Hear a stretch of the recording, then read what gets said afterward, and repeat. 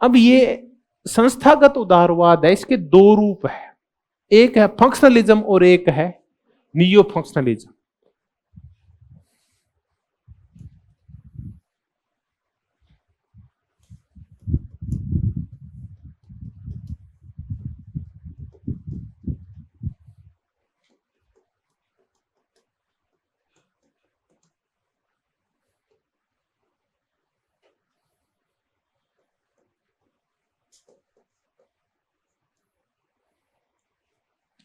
पहले हम फंक्शनलिज्म की चर्चा करते हैं। देखिए अपन है ना, इसकी हिंदी में जाएंगे तो अपने विवाद हो जाएगा, गड़बड़ होती है। इसको बोलते हैं, फंक्शन को प्रकार्यवाद बोलते हैं, फलनवाद बोलते हैं। तो अपन क्यों करें फलनवाद? हम सीधे फंक्शन समझ में आते हैं ना भाई, आप क्या फंक्शन कर रहे हो या जो भी है, फंक्शन समझ में आते हैं, तो फंक्शन समझे थे इसको, ठीक है। अब हमें फंक्शनलिज्म समझ में आ गया है। तो आप ये बताओ, फंक्शनलिज्म है वो किस प्रकार का सिद्धांत है? वो काय से रिलेटेड है? संस्थागत उदार। समझ में आ गया? एक क्वेश्चन तैयार हुआ कि फंक्शनलिज्म है वो संस्थागत उदारवाद से रिलेटेड है, इंस्टीट्यूशनल लिबरलिज्म से रिलेटेड है। उदारवाद का एक रूप है संस्थागत उदारवाद। इस फंक्शनलिज्म का जो प्रणेता है वो है डेविड मित्रेणी। एक होता है मित्र और एक होती है मित्रेणी। कई कहते हैं कि ये कैसी बातें हैं, यूटोपियन बातें, क्योंकि जिनके जीवन में ऐसा कुछ नहीं है उनके लिए तो क्या है ये, यूटोपियन, ठीक है। नियोलिबरलिज्म, और ये किसका है? अर्नेस्ट होस का है, डेविड मित्रेणी। इनकी एक पुस्तक है वर्किंग पीस सिस्टम। पहले पुस्तक याद कर लेते फिर मुद्दे याद करते हैं। अर्नेस्ट होस की दो महत्वपूर्ण पुस्तकें हैं। एक तो है यूनाइटिंग यूरोप, यानी यूरोप का एकीकरण, और दूसरी पुस्तक है beyond the nation state, beyond the nation state.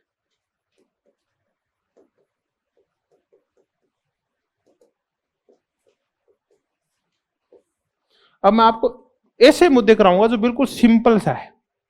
ये जो बल देता है ये थ्योरी ऑफ इंटीग्रेशन देता है। एक क्वेश्चन तैयार हो गया, किसने थ्योरी ऑफ इंटीग्रेशन दिया है? ठीक है, डेविड मित्रेणी। ये देता है थ्योरी ऑफ इंटीग्रेशन। इंटीग्रेशन क्या होता है? एकीकरण। या सीधे इंटीग्रेशन शब्द की कौन चर्चा करता है? ये फंक्शनलिज्म ये करता है। और ये इंटीग्रेशन की चर्चा नहीं करता, बल्कि ये देता है स्पिल ओवर थियरी देता है, स्पिल ओवर थियरी।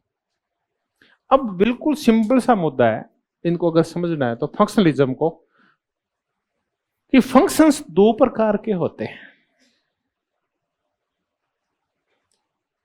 एक यानी वो देशों के संबंध दो प्रकार के होते हैं, माफी चाहूंगा। दो प्रकार के रिलेशन में एक रिलेशन होते हैं वो होते हैं पॉलिटिकल, और एक रिलेशन किस प्रकार के होते हैं? फंक्शनल। तो रिलेशन हो गए दो प्रकार के relation, two type of relation हो गए, पॉलिटिकल और फंक्शनल। पॉलिटिकल रिलेशंस में हमारे नेता आपस में जो संबंध स्थापित करते हैं, युद्ध करते हैं, संधियां करते हैं, धमकाते हैं, हाथ मिलाते हैं, फोटो खिंचाते हैं, नेता यानी हमारे विदेश मंत्री, प्रधानमंत्री, राष्ट्रपति, ये किस प्रकार की रिलेशन है? ये पॉलिटिकल रिलेशन है। दूसरे होते हैं फंक्शनल रिलेशन, आर्थिक संबंध, सांस्कृतिक संबंध, तकनीकी संबंध, ठीक है, खेल के संबंध, शैक्षणिक संबंध, धार्मिक संबंध। ये संबंध कौन से हैं? ये फंक्शनल है। तो हम चूंकि उदारवाद कर रहे हैं तो हम सांस्कृतिक संबंधों की एक बार चर्चा नहीं करेंगे। हम यहां संबंधों की चर्चा करते हैं। फंक्शनल रिलेशन होते हैं, इसमें कोई भी देश दूसरे से कैसा संबंध स्थापित करता है? आर्थिक व तकनीकी संबंध स्थापित करता है, क्योंकि तकनीक काय से जुड़ी हुई है? अर्थ से जुड़ी हुई है। अब डेविड मित्रेणी बोला कि संकट क्या है? है तो मुद्दा ये दो ही। डेविड मित्र ने बोला कि देखिए नेताओं के सींग बहुत बड़े होते हैं, हम जो लीडर होते हैं इनके अहम होता है बहुत ज्यादा, ये इन पे बांधे बांधे के दबाव होते होंगे और जनता की नजर इनके ऊपर रहती है। क्योंकि हम आज तक जो दो देशों के संबंध मानते हैं वो कैसे मानते आए हैं, पॉलिटिकल कि संबंध है वो है नवाज शरीफ, ये आपके वर्तमान शहबाज शरीफ के और मोदी के संबंध हैं वो है शी जिनपिंग के और मोदी के संबंध हैं वो है शी जिनपिंग के और जो बिडेन के, हम ये मानते आए हैं। तो हम ये अर्थ लगाते हैं कि ये होते हैं संबंध, दो नेताओं के, दो देशों के, राष्ट्राध्यक्षों के, शासनाध्यक्षों के आपसी संबंध। ये तो कौन से संबंध है? यहां अहम आड़े आता है। ट्रंप जैसे लोगों का अहम अलग होता है, मोदी जी का अहम अलग है, शी जिनपिंग का घमंड अलग प्रकार का है, पुतिन का घमंड अलग प्रकार का है। तो यहां ना बहुत ही मुश्किल होता है रिलेशन बनाना। यहां आप रिलेशन नहीं बना सकते। आप चाह के भी, भारत का कोई भी प्रधानमंत्री है वो पाकिस्तान से रिलेशन नहीं बना सकता। भारत वाले तो फिर भी कोशिश कर लेंगे, पाकिस्तान वाला बिल्कुल नहीं बना सकता, वो आते ही साफ हो जाएगा अगर उसने भारत के साथ संबंध बनाने की कोशिश की तो पॉलिटिकल सिनेरियो में तो संबंध संभव है नहीं है। तो कौन से संबंध बनाए? फंक्शनल संबंध बनाए। तो ये तो कर रहे हैं हम, क्या कर रहे हैं? फंक्शनलिज्म। कैसे संबंध बनाए? आर्थिक और तकनीकी। तो एक दिन आर्थिक और तकनीकी संबंध बनेंगे फिर इन संबंधों का विस्तार होता जाएगा। फिर पहले हम प्याज खरीदेंगे, फिर लहसुन खरीदेंगे, फिर टमाटर खरीदेंगे, ठीक है, फिर हम चीनी खरीदेंगे, फिर हम टेक्निक का आदान प्रदान करेंगे। हम आर्थिक रूप से एक दूसरे से घनिष्ठ रूप से संबंधित हो जाएंगे। तो फिर एक दिन कोयला, वो कौन सी थी, यूरोपियन कोयला और स्टील समुदाय बनेगा। बताओ किस लिए बना था? कोयला खरीदने के लिए और स्टील खरीदने के लिए बना था। ये विभिन्न देशों ने कोयले स्टील के बाजार को खोलने के लिए कोयला और स्टील समुदाय बनाया था।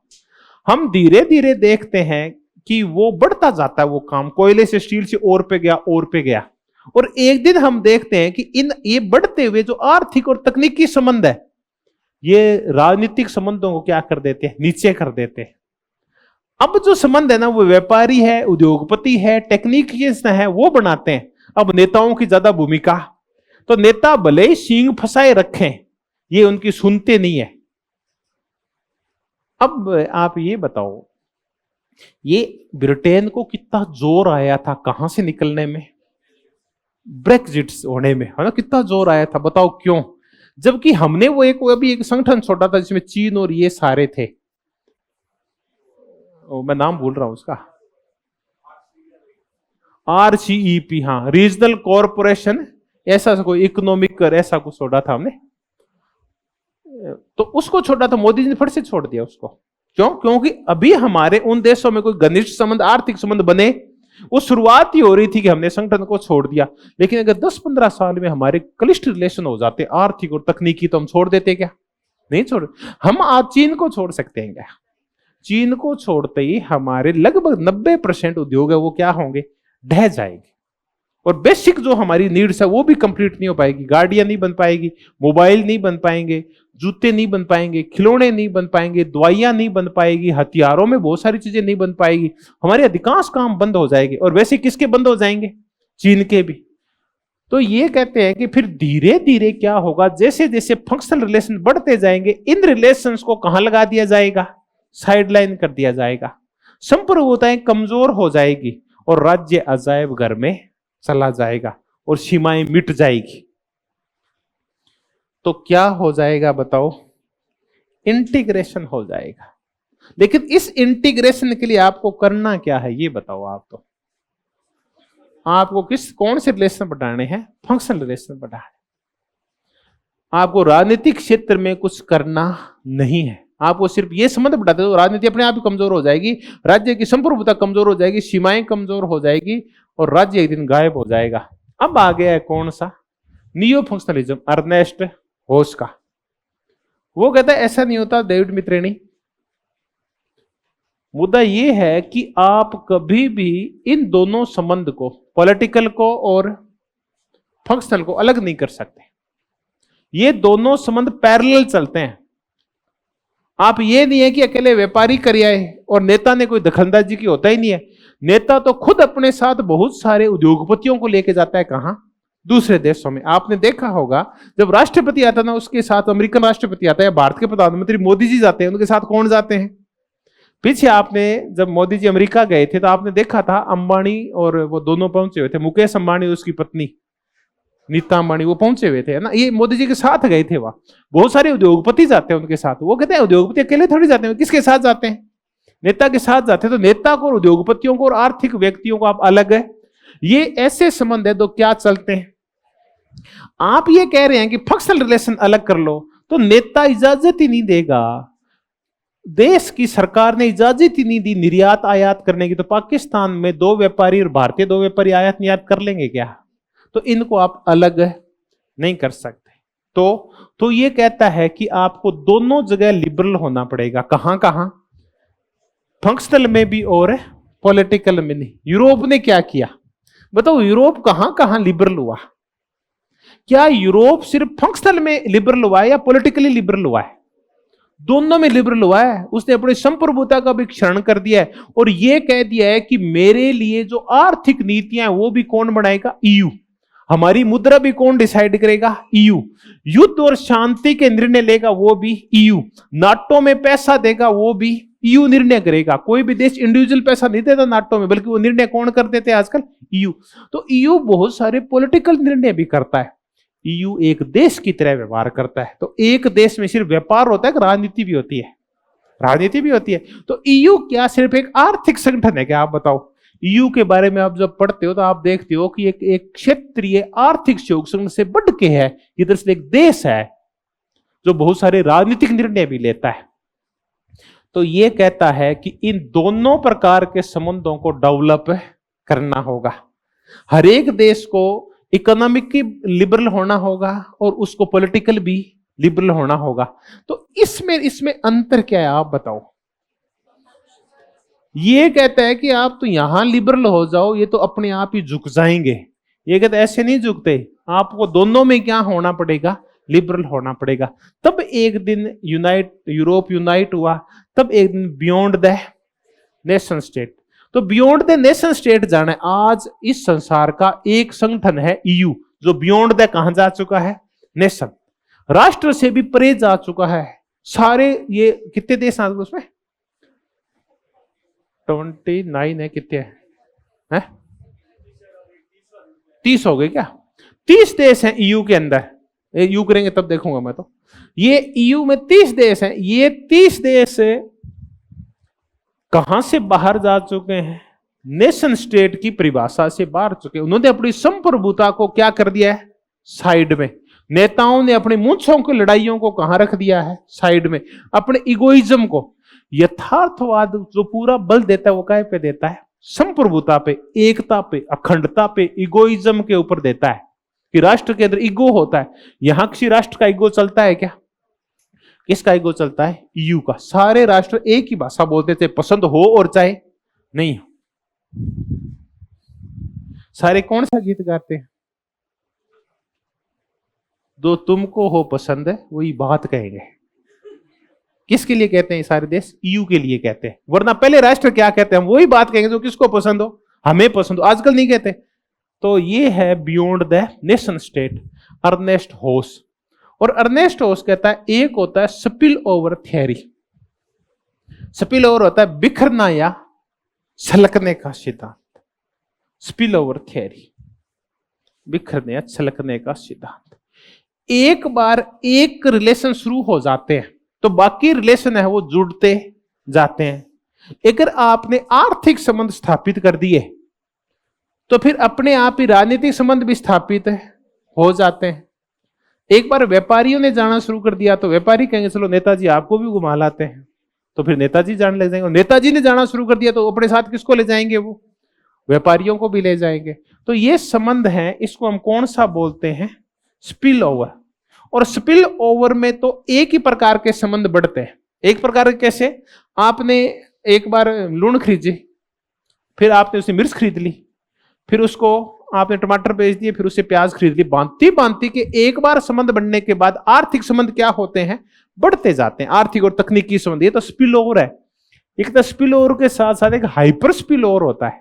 हाइपर स्पिल में कितने रिलेशन आपस में बढ़ते हैं, इसमें पॉलिटिकल रिलेशन भी बढ़ते हैं और इसमें फंक्शनल रिलेशन भी बढ़ते हैं। इसको वो बोलता है अर्नेस्ट रोस, क्या बोलता है, या न्यू फंक्शनलिज्म क्या बोलता है, हाइपर स्पिल ओवर। अब मुझे बताओ स्पिल ओवर में हाइपर स्पिल ओवर में फर्क क्या है। बोले तो मुझे बताओ स्पिल ओवर क्या होता है, छलकना। ठीक है, आपने रिश्ता कर दिया, लड़के लड़के रिश्ता हो गया, अब क्या होंगे वो संबंध, छलकेंगे। छलकेंगे तो पहले तो वो कैसे संबंध होंगे, दो परिवारों के संबंध होंगे, फिर क्या होंगे वहां आर्थिक संबंध भी आ जाएंगे, फिर वहां प्रेमपूर्ण संबंध भी आ जाएंगे, फिर ना झगड़े जहां भी होंगे वो रिश्तेदार आपकी सहायता करेंगे तो वो संबंध भी पनप जाएंगे, फिर आप आपस में व्यापार भी आरंभ कर सकते तो व्यापारिक संबंध भी हो जाएंगे। तो आप देख रहे हैं कि लड़के लड़की के रिश्ते बढ़ते बढ़ते कहां तक चले जाते हैं, दो संबंधों के जो परिवारों का संबंध है वो भांति भांति का रूप ले लेते हैं। तो इसको हम क्या बोलते हैं, स्पिल ओवर। चीन पिंग पोंग पॉलिसी है चीन की एक। चीन ने जब देखा कि यूरोप और ये मेरे नजदीक नहीं आ रहे अमेरिका, तो इसने पॉलिसी लाया पिंग पोंग की पॉलिसी। उसमें क्या था कि तुम छोड़ो यार, तुम मुझसे डरते हो, मैं साम्यवादी हूं, मुझसे घृणा करते हो, लेकिन मेरे यहां एक खेल खेला जाता है, कौन सा, पिंग पोंग, ये टेबल टेनिस। तो आप ऐसे करो, मुझे टीम भेज दो। तो फिर टीम आई, तो दोनों देशों के थोड़े से संबंध आए कि टीम आई, वहां गई, खेली। फिर दूसरे संबंध आए कि चलो इस बार एक टीम और भेज दो। फिर इस बार ऐसे करो, थोड़े से व्यापारी भेज दो, थोड़े फिल्म निर्माता भेज दो, शेरो शायरी वाले भेज दो। ऐसे करके वो संबंध क्या होते जाते हैं, आर्थिक, तकनीकी, सांस्कृतिक, सामाजिक, धार्मिक, विभिन्न प्रकार के संबंध डेवलप होने लगते हैं। तो इसको हम क्या बोलते हैं, spill over. Hyper spill over में क्या होता है, हाइपर स्पिल ओवर में पॉलिटिकली भी हाइपर और फंक्शनली भी रिलेशन बढ़ते जाते हैं। तो हम कहते हैं कैसे हो गए हैं, हाइपर स्पिल हो गए, जब दोनों क्षेत्रों में व्यापक संबंध आ जाते हैं। अब यूरोपियन देशों के संबंध और आसियान देशों के संबंध किस प्रकार के हैं, ऐसा नहीं करते। अपन कैसा करते हैं, आसियान को तो फिर भी गड़बड़ करते हैं। अफ्रीकन यूनियन के देशों के संबंध और ईयू के संबंध, मैं अब दो संगठन लिखता हूं, एक है एयू और एक है ईयू, एक है अफ्रीकन यूनियन और एक है यूरोपियन यूनियन। आपको बांटना है कि कौन से तो स्पिल ओवर है और कौन से हाइपर स्पिल ओवर है। एयू का स्पिल ओवर और ईयू का हाइपर स्पिल ओवर है। तो हमने अब क्या किया है, आपने विभिन्न प्रकार की ऐसी संस्थाएं बना दी है जो आपके मध्य घनिष्ठ संबंधों की स्थापना करती है और व्यापार वगैरह को बढ़ाती है। अब बताओ ईयू है ना, उसकी विशेषता क्या है। ईयू में एक संस्था है यूरोपियन काउंसिल, एक है यूरोपियन कमीशन, एक है उनकी संस्था बैंक, एक है उनका ओम्बुड्समैन। ऐसे करके वहां 20 संस्थाएं काम करती है। इन संस्थाओं को हम क्या बोलते हैं, इंस्टीट्यूशंस। अगर आपके संबंध बनेंगे तो बहुत सारी संस्थाएं, आप नहीं करते सार्क में, सार्क में एक है इनका विश्वविद्यालय, कहां, दिल्ली के अंदर, एक है इसका मौसम विभाग वाला, एक है मछली पकड़ने वाला, ठीक है, एक है आतंकवाद के विरोध करने वाला। ऐसे बांती बांती की आपने क्या खड़ी कर दी है, संस्थाएं खड़ी कर दी है विभिन्न देशों के अंदर। तो ये कौन सा लिबरलिज्म है, इंस्टीट्यूशनल लिबरलिज्म है। तो हमने क्या किया, संस्थागत उदारवाद, इंस्टीट्यूशनल लिबरलिज्म, उसके कितने पार्ट किए, फंक्शनलिज्म और नियो फंक्शनलिज्म, प्रकार्य और पॉलिटिकल। तो हमने दो प्रकार के रिलेशन के, पॉलिटिकल और फंक्शनल रिलेशन। तो पॉलिटिकल रिलेशन अलग होते हैं, राजनीतिक संबंध होते हैं, और फंक्शनल क्या होते हैं, आर्थिक और तकनीकी संबंध होते हैं। तो एक हमारे पास है डेविड मित्रेनी और दूसरा है हमारे पास अर्नेस्ट हॉस, और नियो लिबरलिज्म में हमारे पास स्पिल ओवर है और हाइपर स्पिल ओवर थ्योरी।